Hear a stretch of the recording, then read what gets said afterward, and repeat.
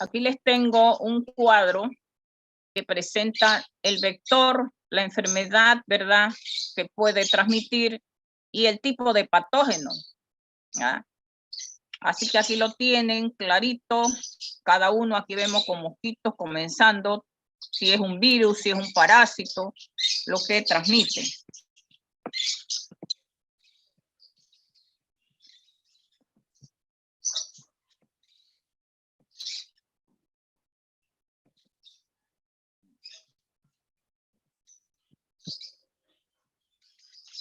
Aquí vemos flebótomos. Vemos moluscos acuáticos en el caso de esquistosomiasis, bilharziasis, ¿verdad? Los parásitos que transmiten, los simúlidos en el caso de oncocercosis, las pulgas, los piojos. Los artrópodos poseen un sistema de órganos bien desarrollado, caracterizado por la presencia de un exoesqueleto quitinoso. Poseen también apéndices diferenciados y especializados para diversas funciones según el grupo que representen. ¿Por qué no?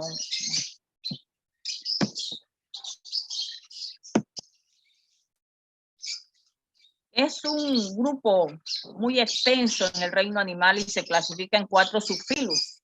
Trilobites, todos están extintos.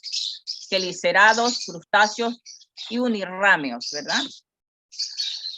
Aquí vemos nuevamente las enfermedades transmitidas por vectores. Ya eso se los tengo en el cuadro, así que eso no lo vamos a ver.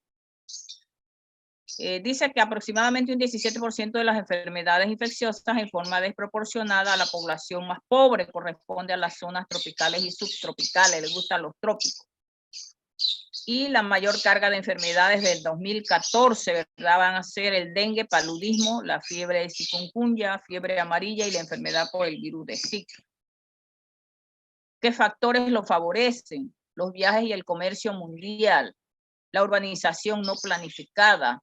Se planifican las urbanizaciones dentro del hábitat de estos vectores. Así que el vector estaba ya allí cuando el hombre incursionó y el hombre es el que los ha creado ese problema, ¿verdad?, endémico. Los problemas, los medios ambientales y el cambio climático pueden influir en la transmisión de patógenos, el alcance de las poblaciones de vectores, las modalidades de transmisión de los parásitos. Puede ser, ¿verdad?, más prolongada o intensa. Puede ser que aparezcan enfermedades en países que antes no las sufrían. El tratamiento, la mayoría de las lesiones son autolimitadas, pero en el caso de exposición continua, por ejemplo, en la infestación de chinches, se necesitarán servicios de exterminio profesionales. Para algunas infestaciones, ejemplo las pulgas, puede ser necesario destruir los comites infestados o tratar a las mascotas de la familia. Los corticosteroides tópicos potentes en las áreas afectadas pueden brindar alivio y acortar el curso del prurito. Se pueden usar antihistamínicos para el prurito. Otros medicamentos tópicos que contienen agentes antipruriginosos, ejemplo el mentol, alcanfor para la sarna, óxido de zinc, calamina, pueden ser muy beneficiosos para evitar pues ese picor y ese malestar.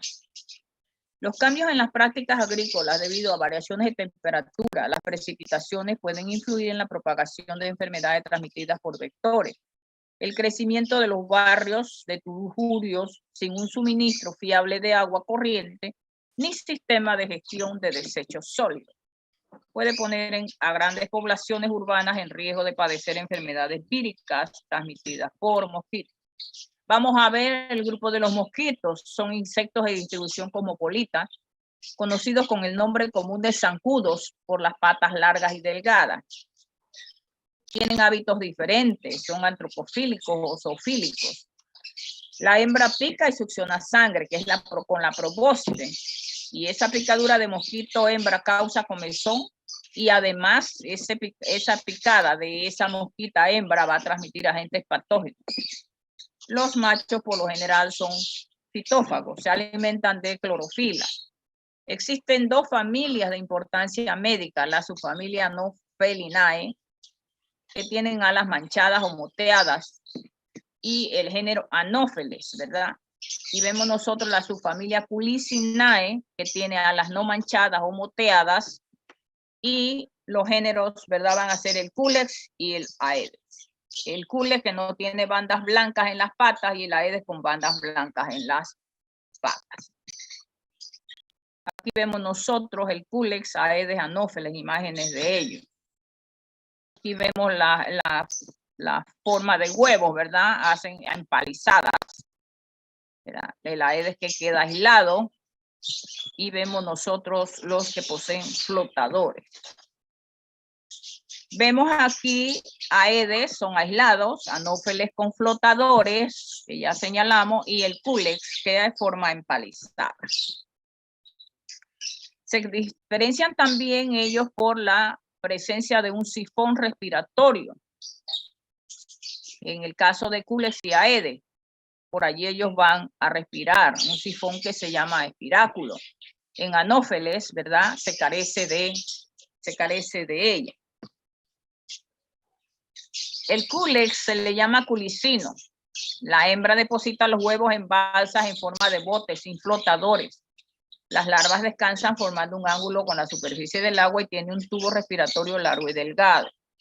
El ciclo de vida puede completarse en 9 a 13 días en condiciones favorables. El Aedes, la hembra deposita los huevos de uno en uno, no tienen flotadores, son aislados, ¿verdad? Como lo vemos en la imagen. Y vemos nosotros que las larvas descansan formando un ángulo con la superficie del agua y tienen un tubo, un ángulo de 45 grados. Y el ciclo de vida puede completarse en 11 días en condiciones favorables. Anófeles, que se le llama anofelino, la hembra va a depositar los huevos que tienen flotadores. Las larvas descansan paralelamente a la superficie del agua y solo tienen un tubo respiratorio rudimentario. El ciclo de vida puede completarse en 9 a 14 días en condiciones favorables. Aquí tienen las características, la medida, cómo está el cuerpo cubierto de vellosidad, la probóscis de cómo es de tipo picador, chupador. Pica y succiona sangre. Su tórax es encorvado, las alas permanecen erectas en posición de reposo y el abdomen es cilíndrico. La cabeza es globosa, con ojos compuestos prominentes, sin ocelos y 2 antenas filiformes. El aparato bucal, picador, chupador, ya lo dijimos. Aquí vemos la larva, la anatomía de la larva de un mosquito. Su cabeza, su tórax, su abdomen. ¿Ah? Tienen en el laboratorio, tenemos larvas de mosquitos para señalar algunas estructuras. El sifón, que es el de respirar, ¿verdad? Los segmentos anales, tienen esta cuya anal y tiene una antena.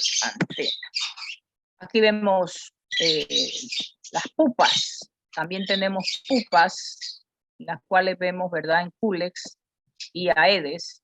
Y luego vemos Anopheles. Vemos los diferentes, los sifones. Vemos que algunos tienen unas vellosidades que les ayudan, ¿verdad? Esta lámina que presenta un cuadro de comparativo de Anopheles versus Aedes Culex. Aquí tienen cómo están los huevos formados, como la posición de las larvas, las pupas y luego la posición de reposo de las hembras. En esta línea de tiempo vemos el ciclo, su desarrollo.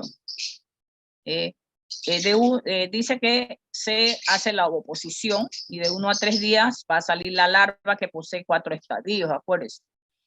Luego 10 o más días se va a formar la pupa y de 1 a 5 días el adulto. 1 a 2 días después ocurre la ovipostura y se inicia el huevo. Aquí tienen también otro ciclo, en este caso Aedes, porque los huevos están aislados.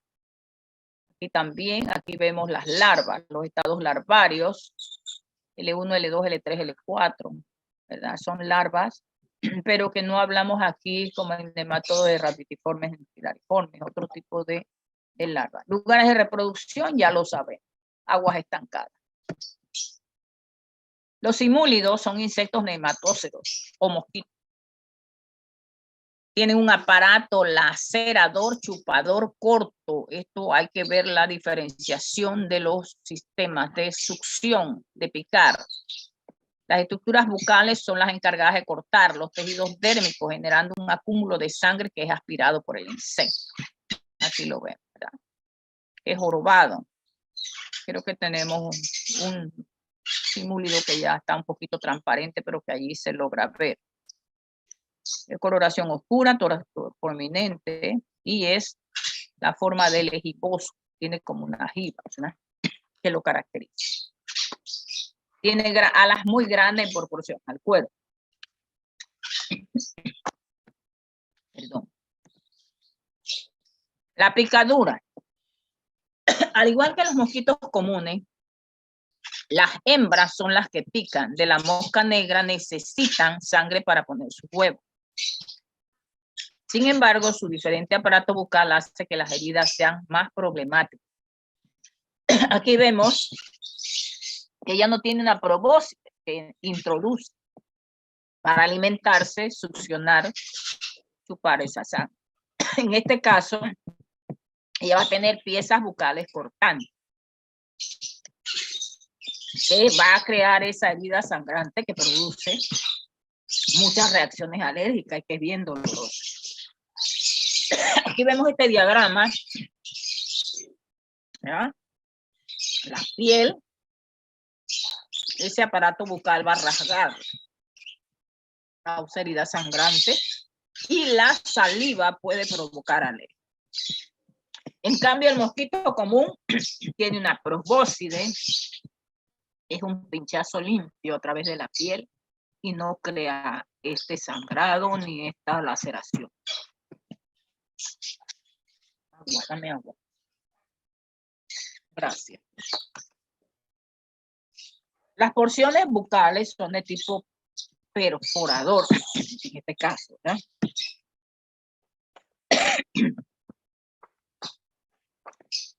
Las hembras realizan la hemosucción y utilizan las proteínas de la sangre para cerrar los círculos gonotróficos.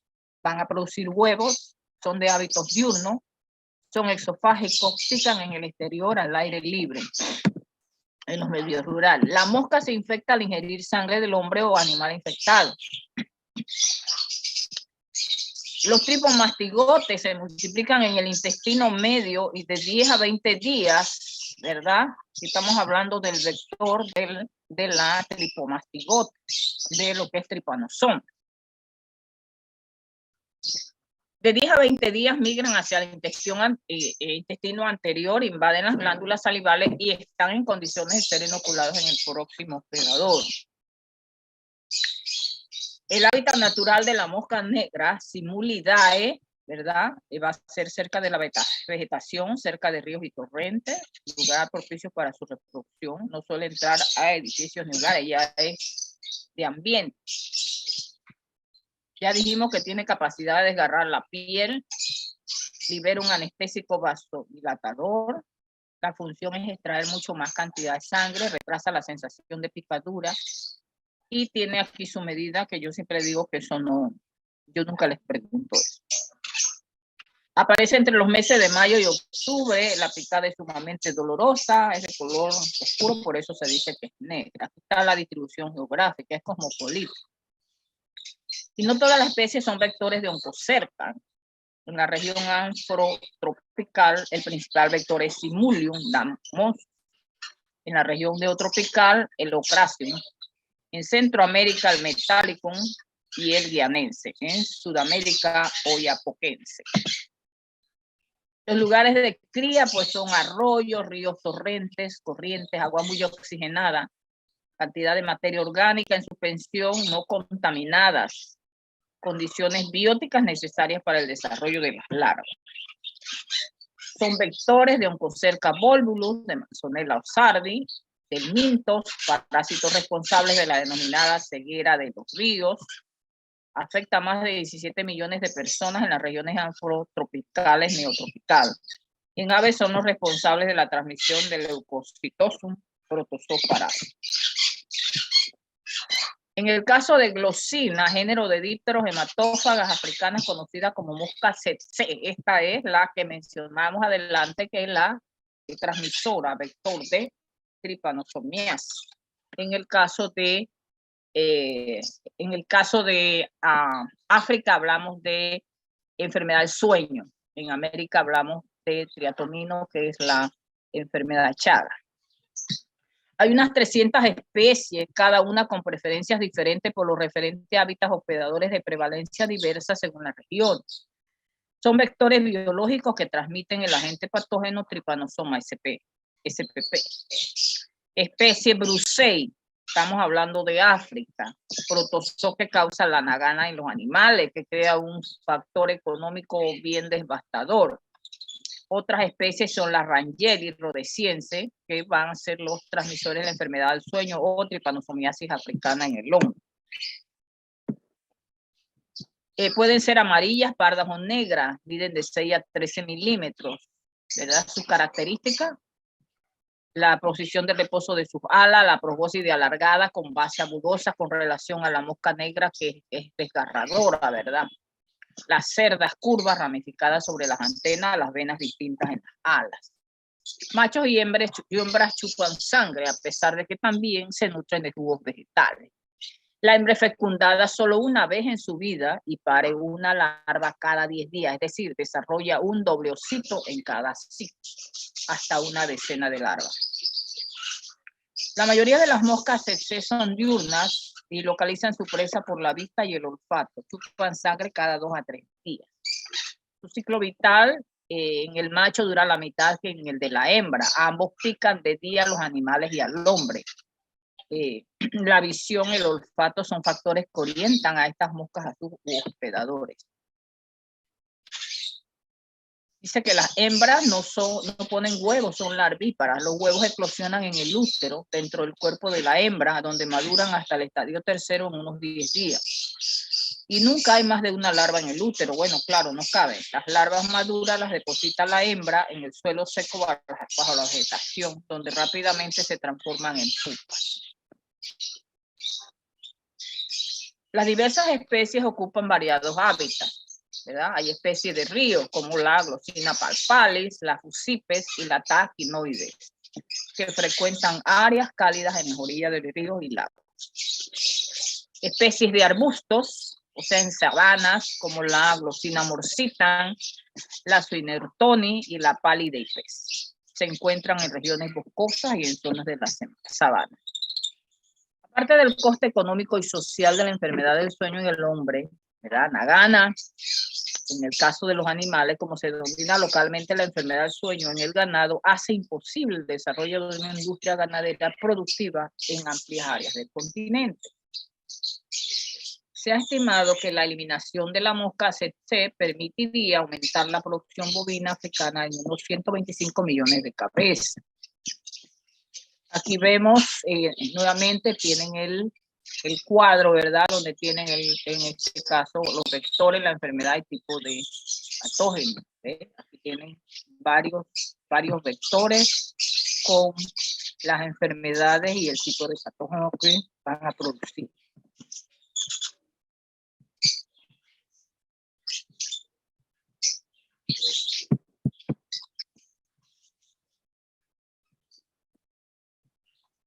Vamos nosotros aquí a hablar nosotros de lo que son las garrapatas. Garrapatas que son transmisores de ¿qué? ¿Qué transmiten las garrapatas? ¿Alguien me dice? ¿Me están escuchando? Sí, profe. ¿Qué transmiten, Julinet? A ver, ¿qué transmiten las garrapatas? ¿Qué protozoo transmiten las garrapatas? Babesia. Babesia. Muy bien. ¿Quién dijo eso? ¿Quién Yo, habló? profe. Alan. Tenía que ser Alan. Un puntito, Alan. Son ectoparásitos obligatorios, hematófagos, atacan animales y hombres y son transmisores de un gran número de agentes infecciosos. Aquí está la taxonomía. El alimento de ellas consiste en sangre y linfa de sus hospedadores y todos los estadios evolutivos activos del parásito son hematófagos. O sea que cualquier fase evolutiva se va a alimentar de sangre. Son vectores de diversas enfermedades infecciosas y parasitarias de los animales y del hombre.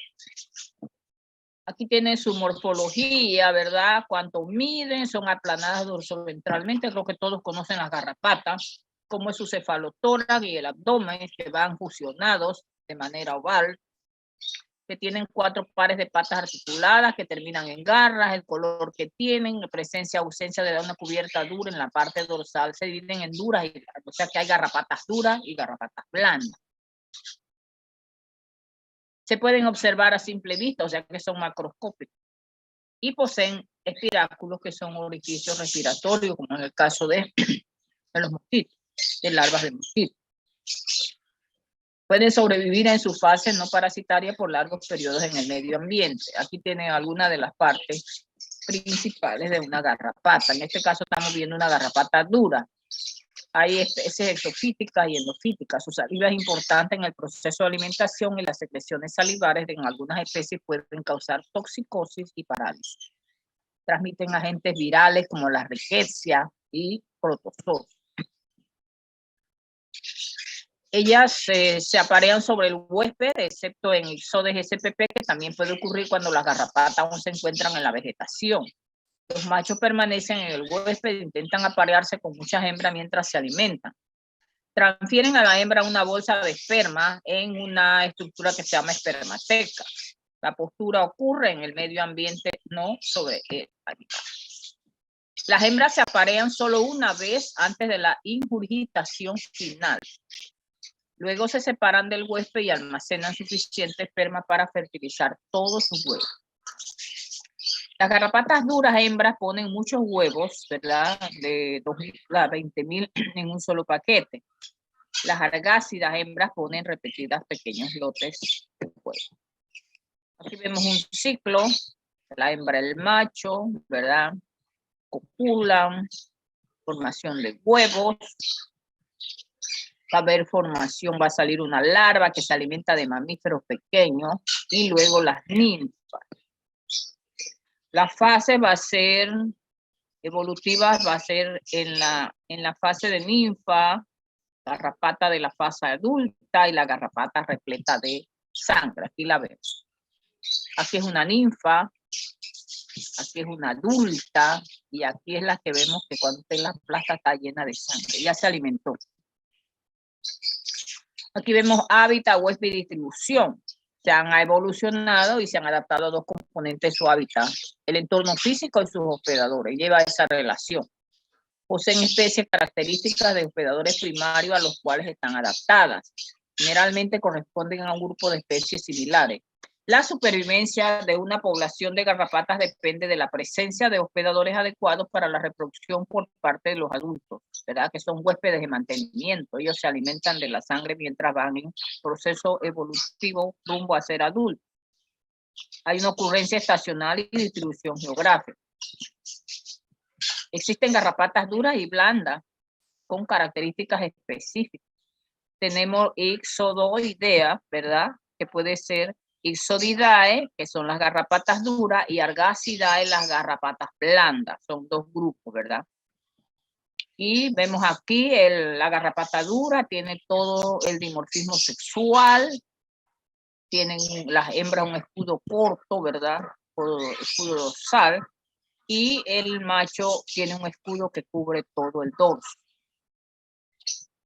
Se adhieren al hospedador mediante un cono de cemento que alimentan lentamente en 2 fases.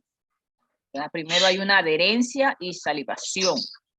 Ingurgitación máxima, o sea, ingurgitación se están alimentando. Y los ciclos de vida de 1, 2 y 3 hospedadores se caracterizan por eso. Ellas van a presentar 3 composturas en cuanto a su ciclo de reproducción.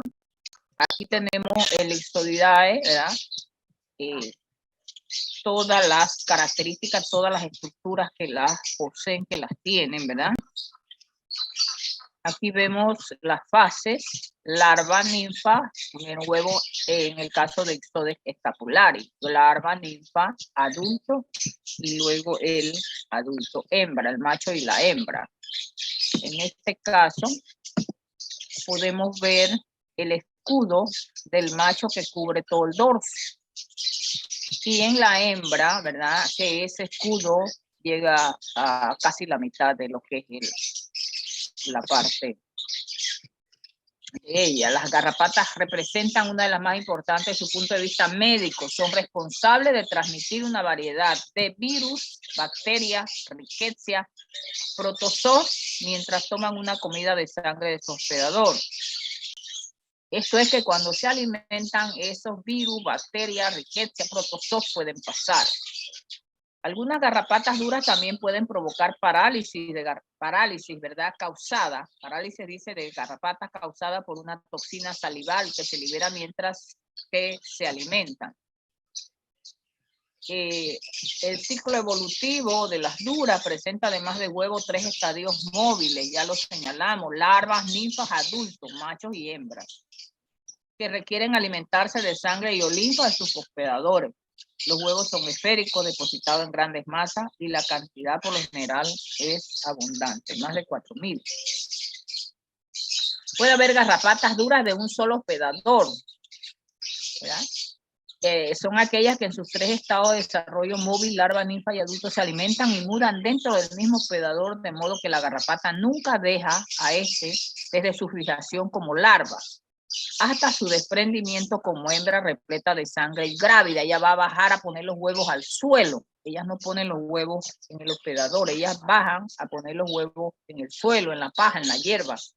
Y luego ellas buscan, apenas ese huevo eclosiona y sale la larva, ellas corren a subirse a un hospedador. Si es el mismo hospedador, se sube a este mismo para alimentarse.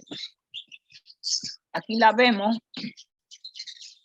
Aquí vemos un ciclo en este ternero. Dice que las hembras grávidas ingurgitadas se dejan caer en del hospedador al suelo. Ingurgitadas están hartas, ¿verdad? Ellas están llenas de sangre alimentada. Las hembras grávidas ovopositan en el suelo. Los huevos eclosionan en larvas de 6 patas y buscan rápidamente su hospedador único, ¿verdad? Para alimentarse, porque acuérdense que a lo largo de toda su vida ya se alimentan de sangre. Las duras de 2 hospedadores son las que la primera muda tiene lugar sobre el hospedador, primera fase mutante, y la segunda en el suelo, de modo que las garrapatas adultas, después de mudar, tienen que encontrar un segundo hospedador. Las garrapatas de patas rojas de África, el Rhipicephalus eversi, algunas de las especies del género Hyaloma de Asia y África que parasitan el ganado bovino, tienen este tipo de vida, de ciclo de vida. Este es en estudios de Jongehan y Willenberg en el 2004 y Galadé et al. En el 1996. Aquí lo vemos. Dice que en verano y otoño, aquí vamos a ver nosotros cómo comienza eso. Dice que las larvas se alimentan del primer hospedador y mudan a ninfas sobre él o en el suelo. Esto es en primavera, un conejo. Las ninfas ingurgitadas dejan ese hospedador en otoño y para invierno, ¿verdad? Las ninfas mudan a adulto en el suelo. Los adultos se unen al segundo hospedador para alimentarse y copulan. Esto es en el verano. Y luego en el otoño, esas hembras adultas se dejan caer del hospedador y ovopositan. En el invierno, los huevos eclosionan en larvas de 6 patas y para la primavera, pues se van al primer hospedador. Las garrapatas duras de 3 hospedadores, en las que ambas mudas tienen lugar en el suelo, de modo que las garrapatas en estado de ninfa deben encontrar un segundo hospedador y las adultas un tercero después de la muda.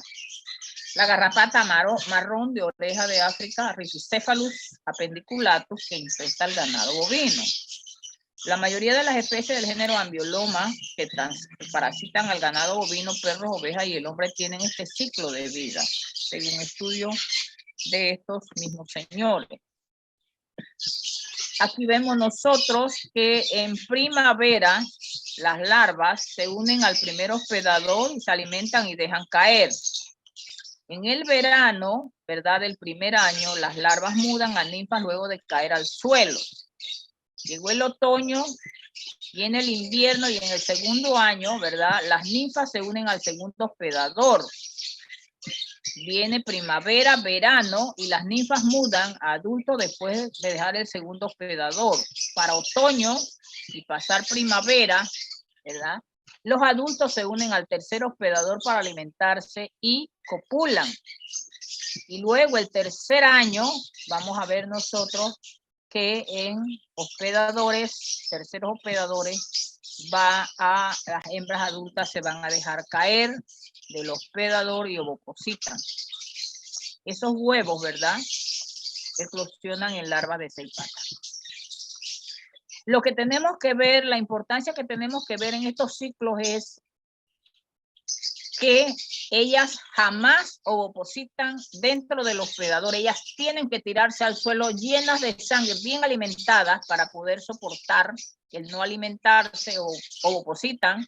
Viene la formación y todo esto va a ocurrir en esos 3 hospedadores o 2 hospedadores o un hospedador, pero ellas jamás van a ovopositar sobre el hospedador. Ellas tienen que caerse al suelo. ¿Okay? Errores que se tienen porque uno piensa que sí, que cuando tiene un perro con garrapatas, pues todo ocurre allí y mira que no. Hay que ver qué especie o qué género es para saber si es de 1, 2 o 3 hospedadores. La importancia médica que nos interesa es que ellas son patógenas por sí mismas. ¿Mira? Ocasionan dolorosos y graves traumas. Ocasionan reacciones alérgicas pruriginosas y dolorosas de la piel. Hay una abundante remoción de sangre producto de las infecciones masivas y pueden inducir a parálisis flácida ascendente que puede llevar incluso a la muerte por insuficiencia respiratoria. Esa es la importancia médica de la garrapata y una de las por qué se estudian estos insectos. Dice que las que tienen 2 o 3 hospedadores en su ciclo biológico son capaces de transmitir los patógenos en forma transstadial, de manera horizontal. Si se infectan en un estadio como larva, pueden inocular al patógeno en el estadio siguiente, o sea, en ninfa, luego de mudar su cutícula y atacar a un nuevo hospedador para alimentarse, ¿verdad? Pueden transmitir especies como la Ehrlichia en Rhipicephalus sanguineus.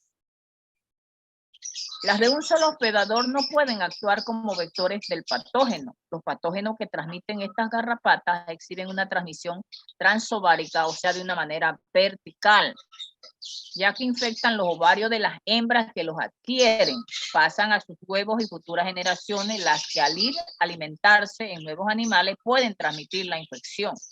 En este caso, la especie de Babesia en Buphilus annulatus. Entonces, ahí radica donde es el enfoque de la importancia de la garrapata. El papel como vectores biológicos es amplio para animales y hombres. Los organismos que transmiten a este último hospedador se pueden dividir en virus, en el caso de encefalomielitis, fiebres hemorrágicas, fiebre del Colorado. En el caso de Rickettsia, fiebre manchada de las montañas rocosas, la fiebre Q, la fiebre botonosa, tifo ruso, siberiano, etc. Eso ya ustedes lo han estudiado en lo que es microbiología. Bacterias, en el caso de tularemia, la enfermedad de Lyme, muy común en Canadá, en Estados Unidos, que a la gente le gusta ir a acampar y y acostarse y merendar en el césped y llega la garrapata y transmite. O protozoos en el caso de babesiosis o piroplasmosis. Los géneros, ¿verdad?, de estas garrapatas son Ixodes, Amblyomma, Rhipicephalus o Buphilus, del Dermacentor, Anocentor, Haemaphysalis, Cosmioma, Rificentor y Margaropus. Ahí tienen algunos, se pide ejemplo de garrapata, de género de garrapata, ahí tienen varios. La garrapata blanda, familia Argacidae, Argas, Ornitodorus, Otobius, Antrícola arbus reflexus, según Fabricius, 1794. Aquí tenemos nosotros esa garrapata blanda, ve la parte ventral. En la parte ventral está la abertura genital. Y luego vemos nosotros Argas, los géneros Argas, Otobius, Ornitodorus, ¿verdad? Argacidae carece, por eso son blandas, no tienen escudo dorsal que tienen las duras. No hay diferenciación de los sexos, el rostro ventral anterior, ¿verdad? Son ectoparásitos de aves y mamíferos, de hábitos nocturnos, se alimentan rápidamente, tienen palpo flexible, coxas y espolón, y se alimentan varias veces en cada estado. En cambio, fíjense que las duras se alimentan una sola vez, ingurgitan para poder soportar, aguantar el cambio de estado evolutivo. No hay dimorfismo sexual marcado. Visto desde arriba el capítulo no es visible. Ya lo vimos acá abajo, ya lo miramos que acá abajo que está el capítulo. En el caso de las duras sí el capítulo se ve desde arriba. Tienen forma de saco, no se adhieren permanentemente al huésped excepto en el Otobius spp. Se alimentan rápidamente entre 5 a 10 minutos y los ciclos de vida son prolongados de meses a años y son transmisoras de la fiebre recurrente transmitida por garrapata.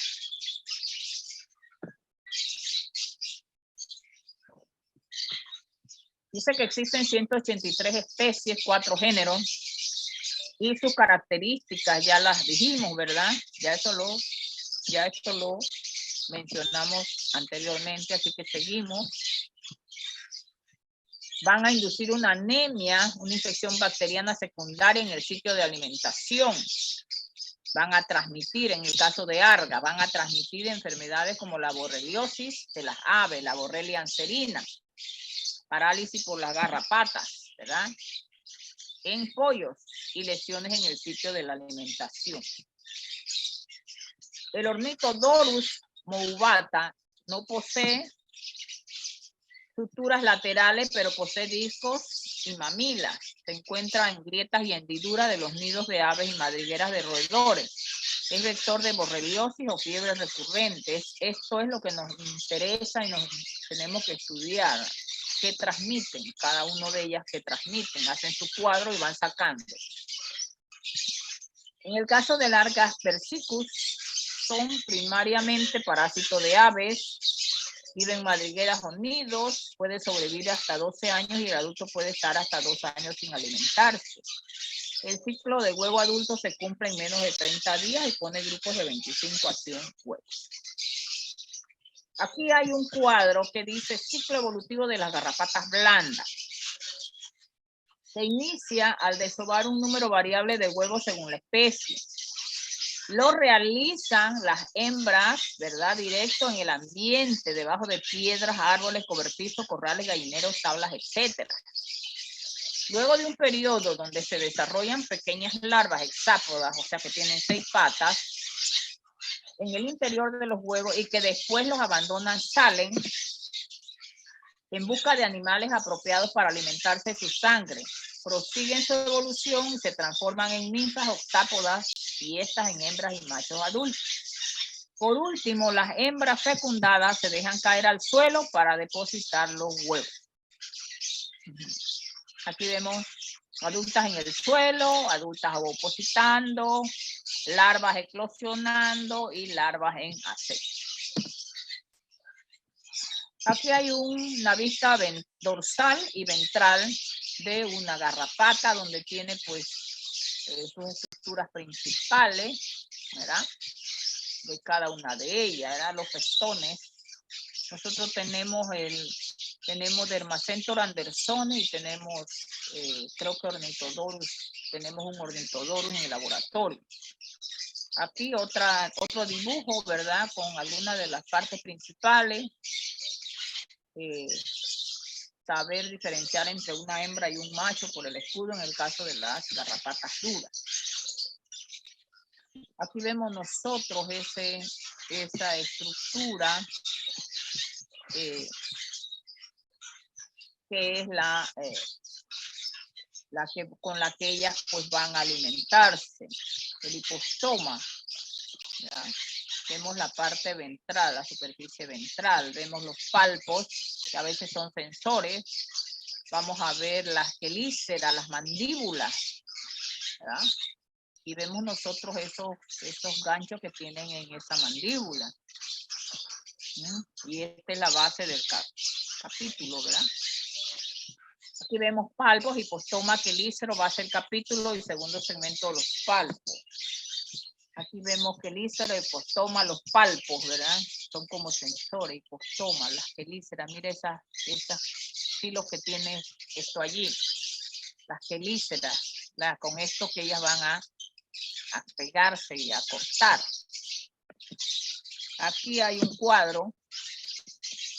Características específicas. En el caso de Ixodidae y Argacidae, es más fácil ver este cuadro y aprenderse algunas de las características que los identifican, que los hacen diferentes a una garrapata dura de una garrapata blanda. Los géneros más importantes de garrapatas transmisoras de enfermedades, tenemos el dermacento, nosotros tenemos Andersentora andersoni en el laboratorio. Aquí tenemos amblioma, ixodes y ricicéfalos. Un ricicéfalo que está ingurgitado de sangre. Aquí en este cuadro tenemos nosotros la enfermedad, ¿verdad? La enfermedad que produce la picadura de garrapata. Puede ser picadura por picadura o puede ser por parálisis de ella, ¿no? ¿Qué transmite? Van a transmitir un holociclotoxina que va a hacer esa reacción. Los signos neurológicos, ¿verdad? En este caso, encefalitis. ¿Cómo se llama la enfermedad? ¿Verdad? Y quién lo transmite. ¿Cuál es el agente etiológico de esa enfermedad? Entonces, aquí tenemos la fiebre bifásica, una erupción maculopapular difusa, petequias o púrpura, aquí en el caso de la riqueza. Aquí tenemos otro que esto para ustedes yo me imagino que es fácil porque esto se da en microbiología. Los agentes y las enfermedades que ellos transmiten. La fiebre botonosa mediterránea, el agente causal, ¿verdad? Y el vector o reservorio habitual. Y los reservorios ocasionales, ¿verdad? Aquí vemos nosotros la botonosa mediterránea, la clínica, cómo se llama esa mancha negra, qué es, ¿verdad? Esa mancha negra que va a inducir a la fiebre. Ajá. Y finalmente el exantema. Eso lleva su seguimiento, su serie. La fiebre botonosa mediterránea, el diagnóstico, ¿verdad? Donde vamos a ver nosotros aquí un aumento de la velocidad de eritrosedimentación, donde hay una normalidad en leucocitos, ¿verdad? Aumento de enzimas hepáticas, la transaminasa, ¿verdad?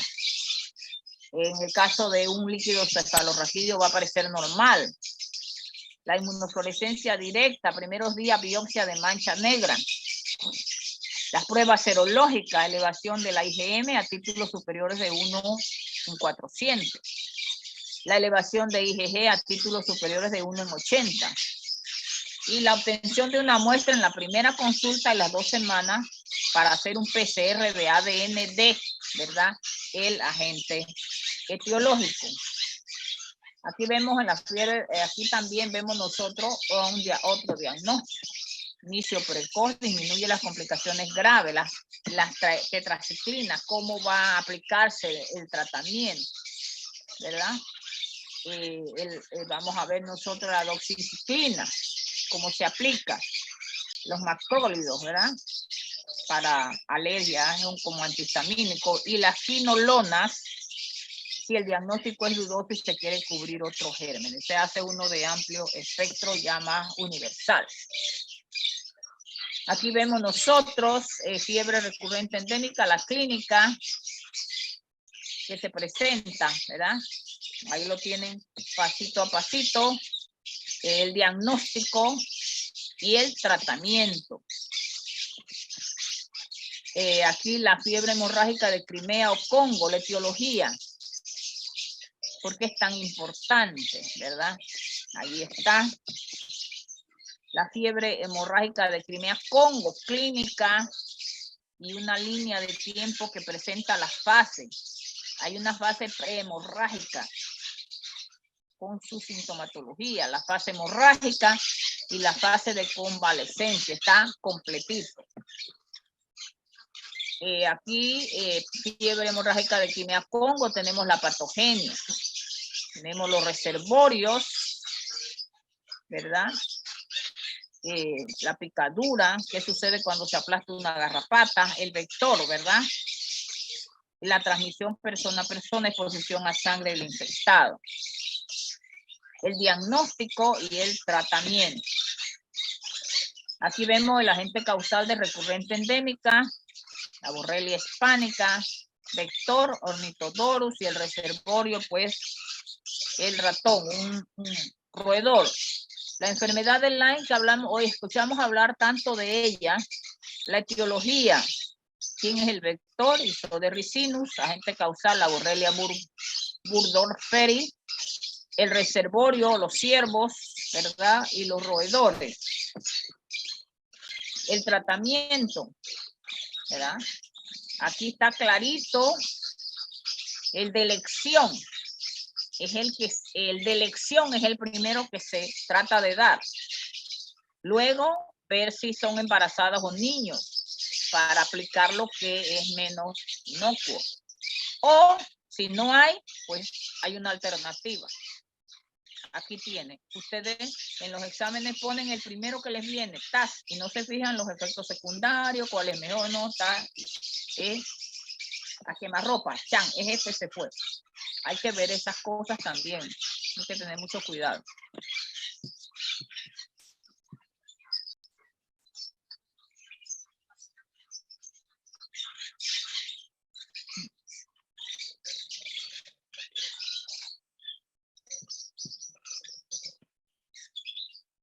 Mira.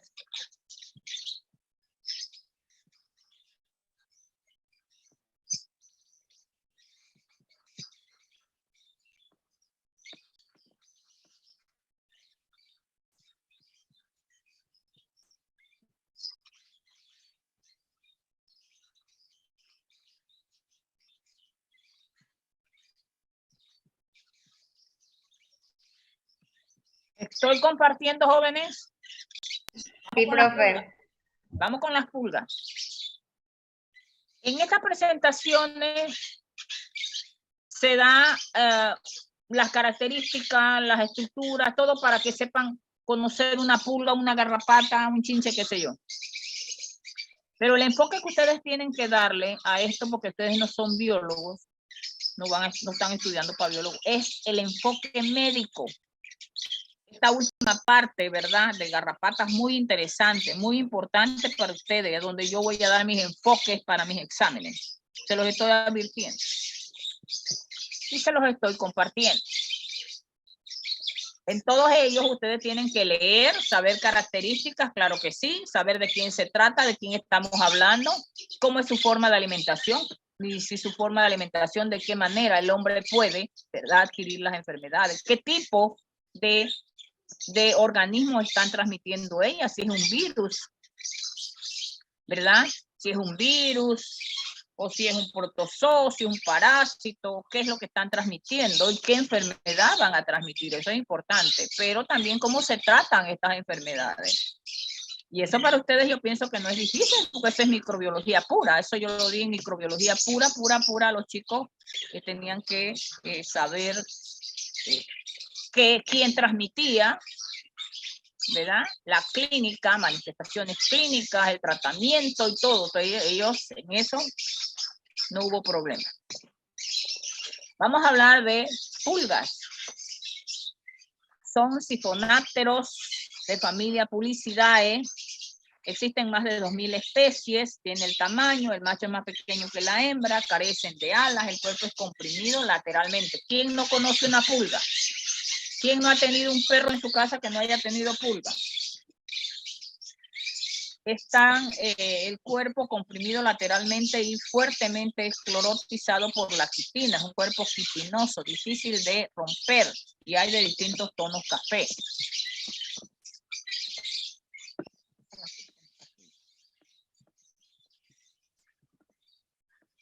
Bueno. Tiene cabeza u ojo simple, tiene un aparato bucal, picador, chupador, tórax compacto y de él van a emerger 3 pares de patas.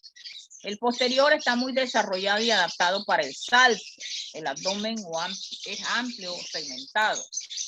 Son ectoparásitos de mamíferos. La cabeza firmemente unida al tórax. Tiene tenidios que son peines espinosos adaptados para aferrarse al pelaje o plumaje de los hospedadores. Y esto le dicen tenidios o peines.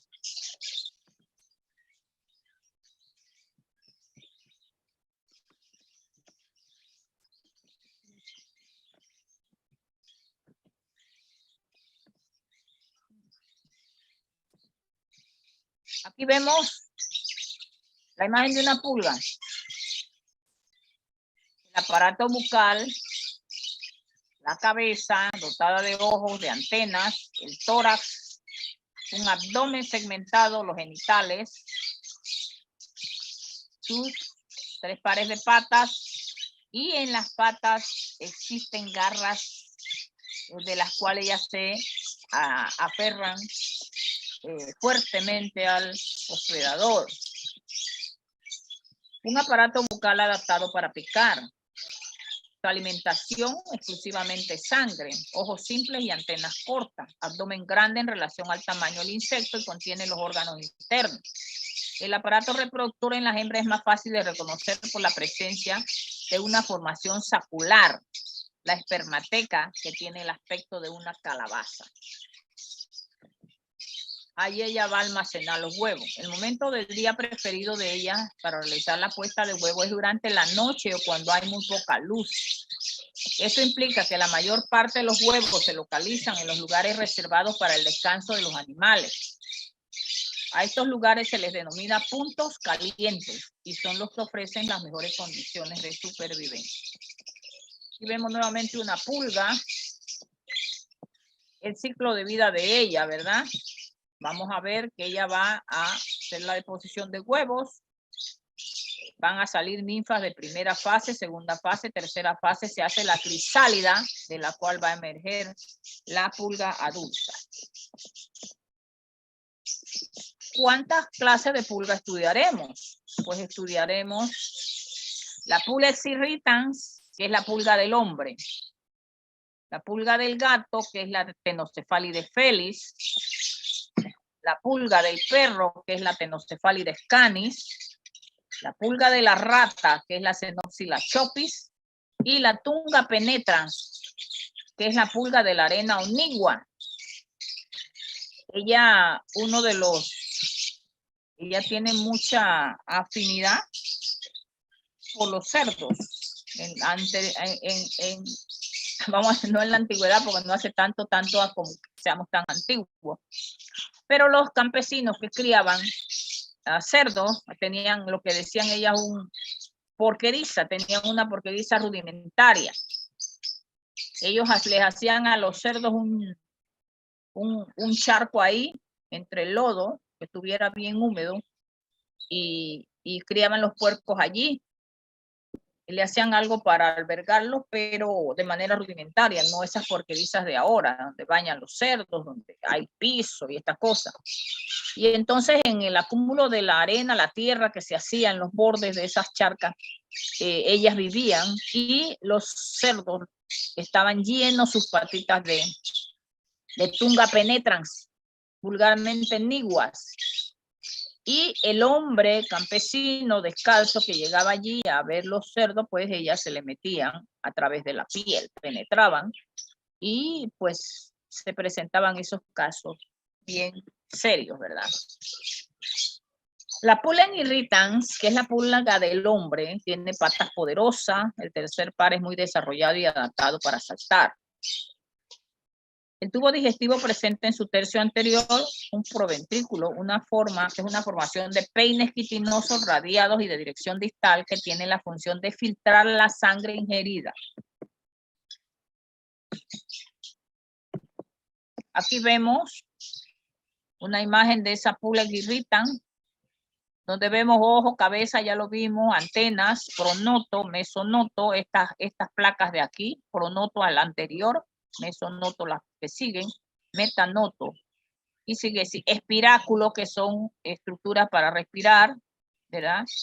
La espermateca en este sitio, que es donde va a acumular, donde va a guardar los huevos, epigidio aquí, luego las patas, que tiene una coxa, esta primera, coxa 1, 2, 3, y luego va a tener coxa otro cánter, este que sigue aquí, y fémur, tibia, tarso, los tarsos metatarsios que sigue, y las uñas. Al final, que las uñas son como garras.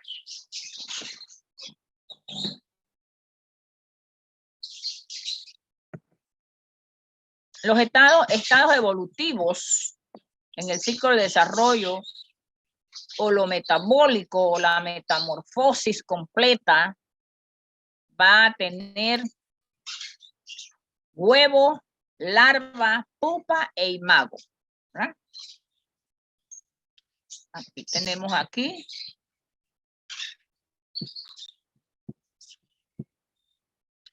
El huevo, ¿verdad? La larva, la pupa y el imago, que es como juvenil. Aquí vemos nosotros la adulta. Va a poner los huevos, en días va a ver la larva estadio 1, la larva estadio 2, la larva estadio 3, y en semanas se va a formar la pupa, y luego en meses vamos a ver nosotros a una adulta ya completa. Aquí habla de los huevos, cómo son, cuántos deposita, dónde las deposita. Estas sí las ponen en la superficie del hospedador, de allí caen al suelo, contaminando alfombras, tapices, o son colocados por la hembra en grietas debajo de muebles, cerca de los sitios en que duermen los gatos o los perros, inclusive las personas. Luego vamos a ver una larva que en condiciones favorables de temperatura y humedad emerge al cabo de 3 semanas. Son blancas, vermiformes, cubiertas de grasa, de gruesas cerdas. No son parásitas, son muy ágiles. Tienen un aparato masticador, se alimentan de restos orgánicos, especialmente de deyecciones de las pulgas adultas, y requieren entre 9 a 15 días para completar sus 3 mudas y transformarse en pupa. La pupa primeramente es desnuda, conserva un grado de movimiento, se va cubriendo de polvo y pelusa formándose un saco pulpal, donde permanece quiescente por plazo variable de días o de meses. En el caso de la Xenopsila chopis, su importancia médica, las molestias por su picadura, los vectores es vector biológico, ¿verdad? Hospedadores intermediarios, por la pulicosis que ocasiona, que son lesiones provocadas por la picadura de ellas, formada por pápulas eritematosas con un punto petequial central. Es la pulga de la peste. No sé si ustedes saben de la peste bubónica, deben conocerla, deben por lo menos haberla escuchado hablar. Albert Camus hizo un bestseller, no era bestseller, una obra literaria que ganó, fue premio Nobel, era La peste. Ahí él describía cómo era eso horroroso, ¿verdad? Es una especie de insecto sifonáptero, todas ellas lo son, familia Pulicidae, todas ellas las son. Parásitos roedores, principalmente del género Ratus. ratus ratus, vector primario para la peste bubónica, y el tifus murino, vector de esto y de esto. Pero, ¿quién es él? ¿Quién induce a esto y quién induce a esto? La pulga de la rata oriental no tiene peine genal o pronoctal. Esta característica se puede utilizar para diferenciar Xenopsila chopis de la pulga del gato, o sea, la Ctenocephalides felix, o la pulga del perro, o sea, la Ctenocephalides canis, y otras pulgas. El cuerpo aquí tiene su medida, la anatomía, cómo está estructurada para que sea más fácil saltar largas distancias. Ya las pulgas son saltadoras. Eso es que usted va a pasear a su perro y no lo deja que se acerque, ay, porque si se toca al otro perro se le pasan las pulgas. No, si las pulgas saltaron hace rato. Su cuerpo consiste en 3 regiones, cabeza, tórax, abdomen, ya eso lo vimos. La cabeza y el tórax tienen filas de cerdas llamadas peines y el abdomen consta de 8 segmentos visibles. Es vector de la peste, ¿verdad? ¿A través de quién? El agente etiológico, ¿verdad? Que transmite la Yersinia pestis. El tifus murino, ¿verdad? La Rickettsia tifus. Entonces aquí tienen quiénes son. Ellas son vectores. Ellos no son los que producen la enfermedad. Ellos son vectores de esta joven y de esta otra que está acá. Pueden ser hospedadores. ¿Para quién? Para Hymenolepiasis, en el caso de Hymenolepis diminuta e Hymenolepis nana. Pueden ser hospedadores de ellos. Las enfermedades pueden ser transmitidas de una generación de pulgas a la siguiente a través de los huevos. Lo llevan allí. Es transmisible. Aquí vemos la Xenopsila chopis. Vemos aquí los peines, con peines. Y el cuerpo, ¿verdad? Es corto. ¿Ya? Y la Ctenocephalides canis y Ctenocephalides felix. Fíjense cómo se escribe eso, que escriben mal los géneros y las especies de los agentes que estudiamos. Pulga de perros y gatos. También se puede alimentar de humanos y puede ser huésped intermediario de céstodos. La Felix puede servir como vector de Bartonella henselae, enfermedad por el arañazo del gato. La Rickettsia felix, o sea, la Rickettsia felina, tienen peines, lo que aparece como un bigote es el peine genal y flecos en la cabeza, el peine pronotal. Entonces, jóvenes, ustedes están viendo que a través de estas presentaciones que yo los mando a leer, lean allí, estudien allí, están los datos interesantes que tienen ustedes que extraer, ¿verdad? De lo que ellos pueden, ¿verdad? Ser vectores de quienes, ¿verdad? Y esos quienes que pueden ocasionar en el hombre. Así que ahí interaccionan parasitología con microbiología, que aquí la tienen ya esclarecida. Aquí vemos la Ctenocephalides felix. Aquí vemos los ctenidios anales, los ctenidios pronatales, los peines, sus patas, el de agua acá, esta estructura, y el sensilo. Vamos a hablar de la tunga penetran o pulga Giger, nigua o bicho dupé.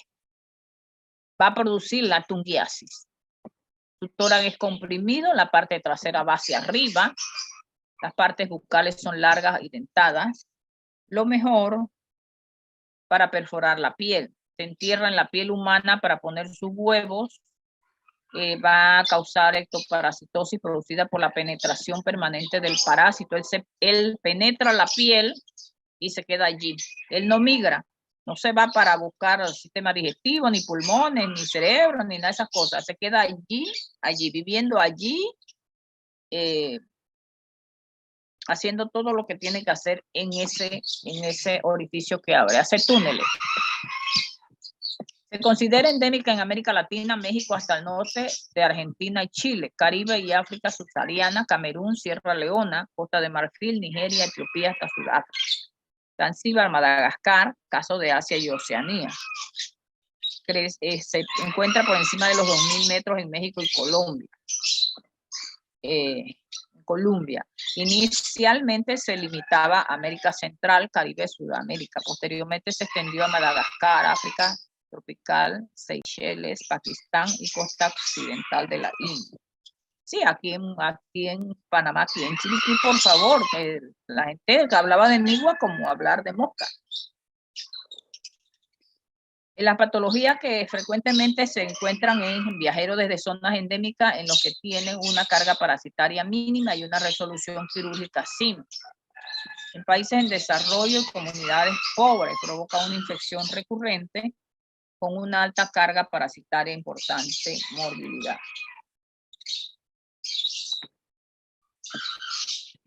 Es una pulga hematófaga de hasta 1 centímetro que afecta a gran cantidad de hospedadores, incluidos el hombre, aves de corral, perros y cerdos. El hábitat, suelo seco, arenoso, templado, así como suelo de cobertizos y viviendas.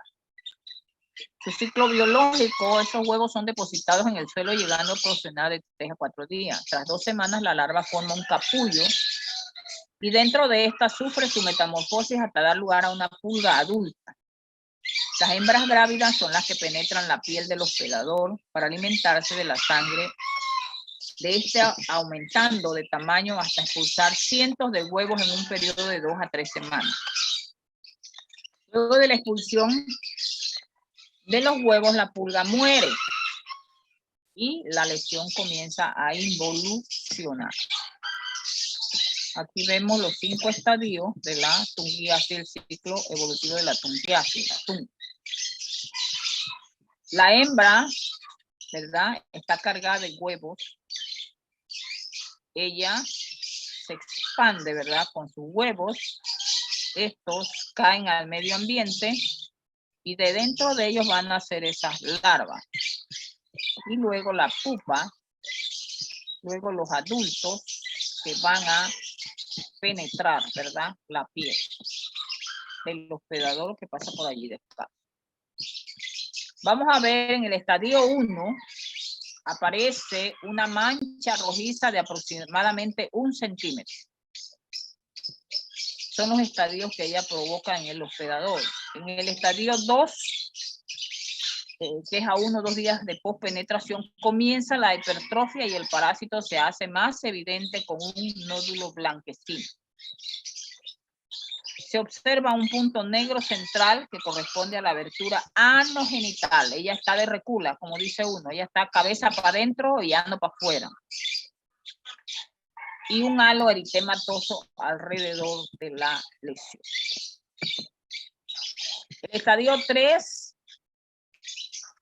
la hipertrofia es máxima y se vuelve macroscópicamente visible, observándose una vesícula nacarada que frecuentemente se acompaña de hiperkeratosis y descamación de la piel circundante.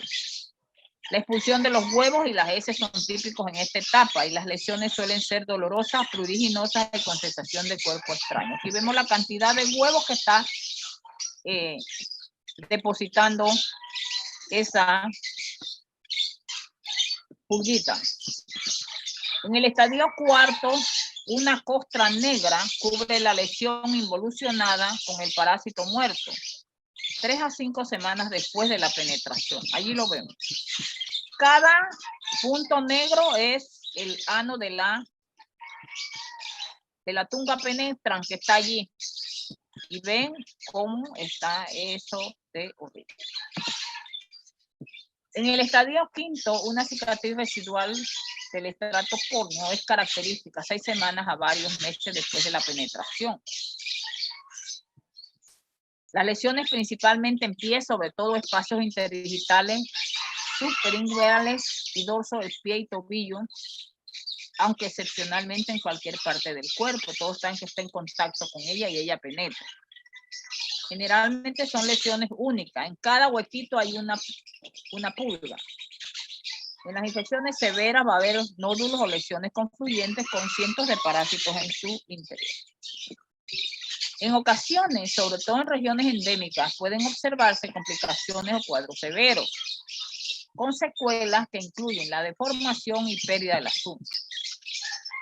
La lesión causada por el parásito puede servir de puerta de entrada para sobreinfección bacteriana, sobre todo en casos de manipulación de la misma por personal no experimentado, que tratan de sacarle, lo que hace es que crean una infección bacteriana. El diagnóstico clínico está basado en antecedente epidemiológico, caminar descalzo en zona endémica, la historia natural y observación de lesiones típicas en topografía habitual. La confirmación es histológica. No se realiza de rutina. Cuando se realiza puede demostrar la presencia del parásito y de los huevos. El diagnóstico diferencial, ¿verdad? Con patologías como paroniquia aguda, escabiosis, miasis, picaduras de púlex irritan, úlceras tropicales severas, foliculitis y micosis profunda, es necesario hacer ese diagnóstico diferencial.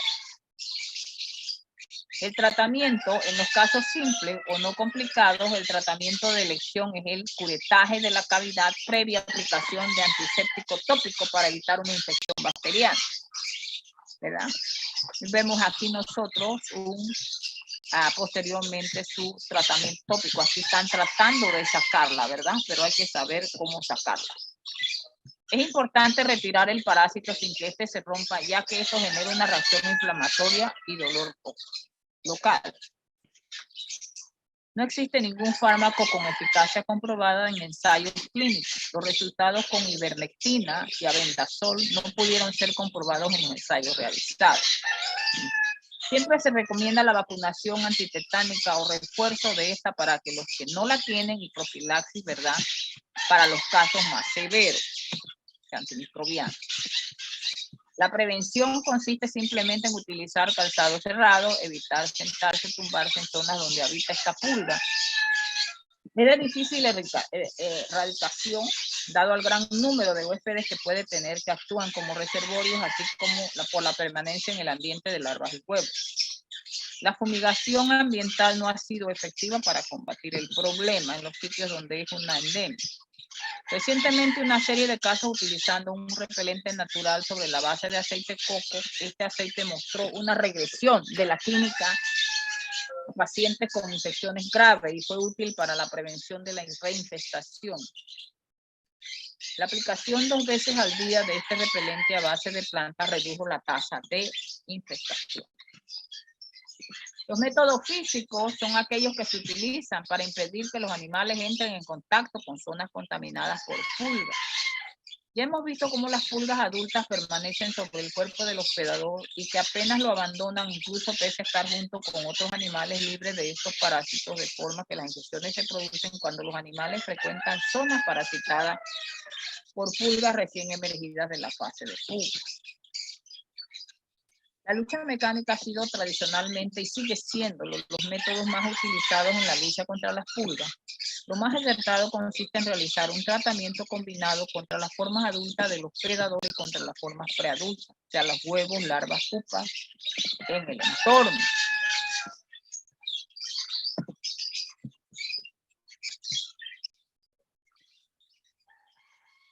¿Qué han aprendido de todo esto?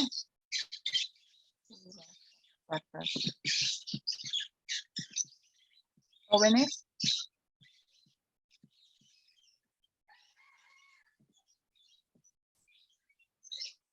Jóvenes. Hola, profe.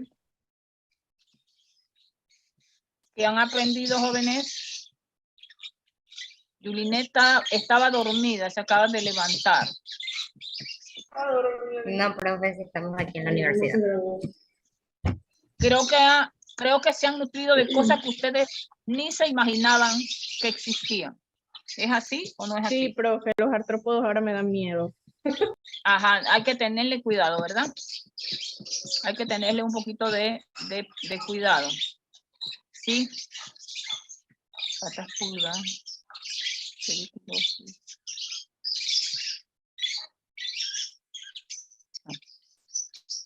Así.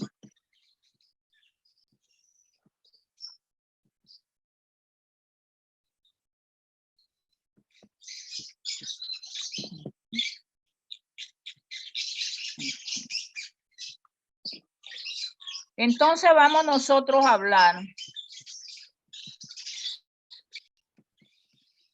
compartí, ¿verdad? Estoy compartiendo. Jóvenes. Sí, profe. Ya está compartiendo. Ustedes veían las pulgas, una pulga y la aprieto, se la quito al perro y la aprieto con mis uñas. Y ahí llegó.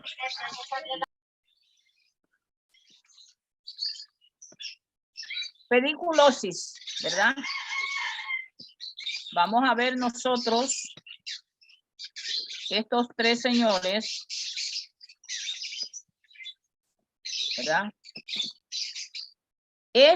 Pediculosis es una afectación cutánea que está producida por la infestación de piojos en partes del cuerpo con pelo, vello o de la ropa. El paciente va a presentar huevos que se llaman liendres, ninfas o piojos adultos. O sea que las fases evolutivas van a ser los huevos, que son las liendres, las ninfas o los piojos adultos. Y existen tres especies de piojos. El Pediculus capitis o Pediculus humanus capitis, ¿verdad? Es de cabeza. El Pediculus corporis o Pediculus humanus vestimentis, que es el que está en la ropa. Y el Tirus pubis, que ustedes han oído hablar del Tirus pubis, pero no como Tirus pubis, sino como ladilla. ¿Ya? Son los tres piojos que interesan en medicina. El mecanismo de transmisión, contacto directo entre portadores, a través de la ropa, cama, fumites, etc. La picadura va a provocar irritación cutánea que puede llevar a infecciones secundarias, eczema, furunculosis o flegmón. Son vectores del tifus exantémico.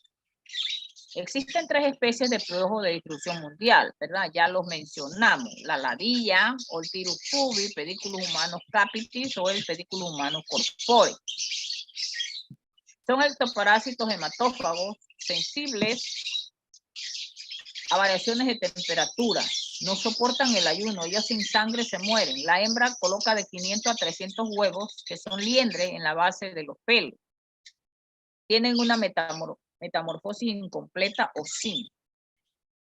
Luego de mudas sucesivas, completan su ciclo en 3 a 4 semanas, ¿verdad? Aquí vemos que ellas, aquí está la liendra, ¿verdad? La liendre que vemos en los cabellos.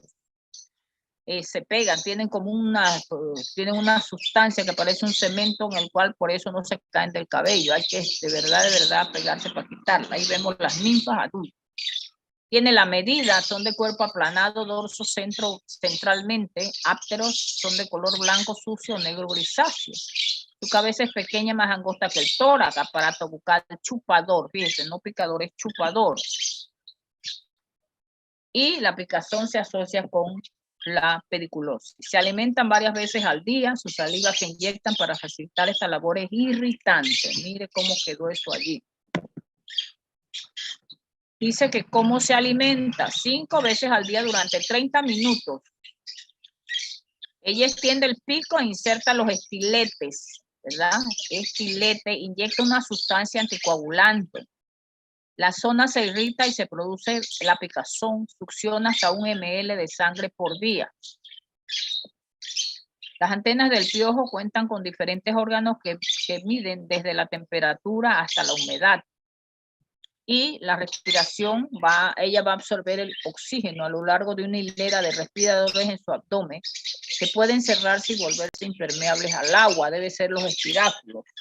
Estas estructuras casi siempre se llaman igual. Viven unos 33 días y las hembras ponen unos 150 huevos o liendres durante su edad adulta. Estas liendres son ovaladas y de color marrón claro. Tenemos liendres en el laboratorio. Se encuentran a medio centímetro del cuero cabelludo, eclosionarán después de una semana y una vez vacías las liendres tendrán un color blanco. Vamos a ver nosotros que luego de esa semana se hacen piojos adultos. Tiene la medida y a veces se confunde con la caspa. Se diferencian en que la caspa se desprende fácilmente al remover los cabellos y ellas no, por más que usted peine y sacuda y cosas, ellas no. Existen unos peines bien unidos que son los que se utilizan para sacarlo. Aquí vemos cómo se ve, ¿verdad? Pareciera caspa, pero no es caspa. Permanecen firmemente pegadas al tallo de cada pelo mediante una sustancia parecida al cemento que es muy difícil de disolver. Ahí lo vemos. Piojo del pelo, huevos del piojo oliente. Aquí vemos el ciclo. Vemos el huevo que eclosiona de 6 a 9 días. Se va a transformar en ninfa, pero que acuérdense que hay varias ninfas. El ciclo vital del piojo, hay maduración de 7 a 10 días para que se transforme en su piojo. Y luego ellos van a hacer la producción de huevos. Aquí vemos el pedículo humano, piojo de la cabeza o del cuerpo. Aquí vemos nosotros, la hembra es más grande y este es el macho. Vemos la liendre. Luego de 5 días, la primera ninfa, de 5 días, la segunda ninfa, tercera, 5 días, la tercera ninfa, y luego adultos, hembras, machos. Vemos aquí parte de ese piojo, ¿verdad?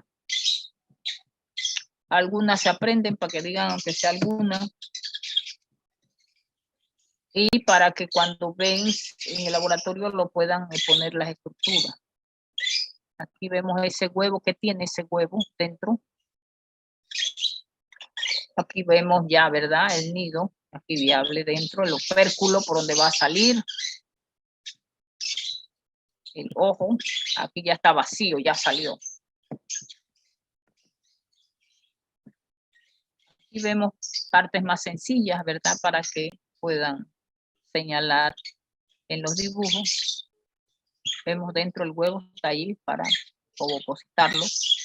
Vemos la antena, cabeza, ojo, tórax, las patas y el abdomen. Acá vemos nosotros en el tirus pubis las partes, ¿verdad? Las partes. Antena, cabeza, patas, ¿verdad? Tráquea, dicen, abdomen. Los estigmas son estos puntos que están aquí. Estigmas. Acá vemos pedículos humanos, la diferenciación en un pedículos humanos del tirus pubis. ¿Ah?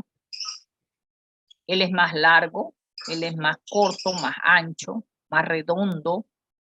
Las patas, ¿verdad? Las garras son distintas, las garras del tirus pubis a las del pedículo humano son más breves, pero al fin y al cabo son garras, ¿verdad? Y vemos este cuerpo que está cubierto con vellosidades, ¿verdad? Vemos la cabeza es distinta, las antenas, la posición es diferente. Bueno, ahí tienen características diferenciales. Aquí vemos nuevamente dibujos, imágenes de ellos, ¿verdad? Y de la liendre. Este es el opérculo por donde va a salir la ninfa. Aquí vemos la patogenia. El pedículo humano, variedad corporis, va a transmitir al agente etiológico del tifus exantémico y la rickettsia post-bacilli. La contaminación con deyecciones del insecto va a provocar o a llevar a la presencia de fiebre recurrente o borrelia recurrentis. Ahí va a ir el agente. Contaminación por aplastamiento de los piojos, la fiebre de las trincheras, ¿verdad? La rickettsia quintana. El tirus pubis o piojo del pubis se conoce como ladilla vulgarmente. Tiene la medida, hábitat, ¿verdad? Área genital. Permanecen adheridos al mismo lugar durante varios días en las vellosidades. Aquí son criaturas pequeñas de 6 extremidades, inveden el valle de la región púbica y la infestación con sus huevos. Pueden infestar el vello axilar y las cejas, pero ellos les gusta más la región púbica, así que son arrastrados allá. Es una enfermedad común de transmisión sexual que se presenta principalmente en los adolescentes, pero también se presenta por contacto físico con objetos contaminados como las tazas de baño, sábanas y frazadas. Cuando van a hoteles, lleven sus mantitas y sus toallas. Hay perezosos que le quiere que le den todo y no sabe quién se arropó, quién se secó con eso. Patogenia, irritación provocada por la saliva del insecto en la microherida de la herida. Formación de pápula rojiza, pruriginosa, complicaciones, dermatitis, infecciones bacterianas secundarias. Aquí vemos una imagen de pediculosis pubis, ¿ya? Donde